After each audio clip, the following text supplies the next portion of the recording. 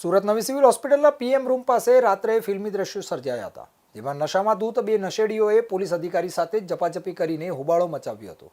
અઠવાગેટ પોલીસના એએસઆઈ પર હુમલો કરવાનો પ્રયાસ કરી ગાળાગાળી કરતા આખરે ખટોદરા પોલીસે બંનેની અટકાયત કરી છે। સિવિલના પીએમ રૂમ પાસે ફરજ પર તૈનાત અઠવા પોલીસ મથકના એએસઆઈ જયંતિભાઈ જ્યારે પોતાની ડ્યુટી કરી રહ્યા હતા ત્યારે સિવિલના જ પૂર્વ વોર્ડ બોય ચેતન પટેલ અને ખાનગી એમ્બ્યુલન્સ ચાલક જાવેદ નશાની હાલતમાં ત્યાં આવી ચડ્યા હતા।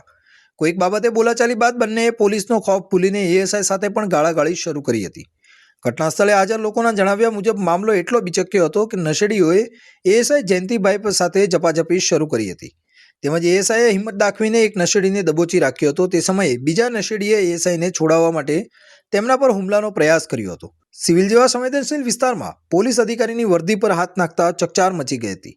પોતાની સાથે થઈ રહેલી ઝપાઝપીની વચ્ચે પણ એએસઆઈ જયંતિભાઈએ તાત્કાલિક ખટોદરા પોલીસને જાણ કરી હતી। આ મેસેજ મળતા જ પીસીઆર વાન અને એક પોલીસનો કાફલો ઘટના સ્થળે દોડી આવ્યો હતો। પોલીસે નશામાં ધૂત બંને શખ્સોને અટકાયતમાં લઈ પોલીસ સ્ટેશનને ભેગા કર્યા હતા, તેમજ હોસ્પિટલ પરિસરમાં આ પ્રકારે પોલીસ સાથે બાદ ભીડતા તત્વો સામે કડક કાર્યવાહીની માંગ ઉઠી છે।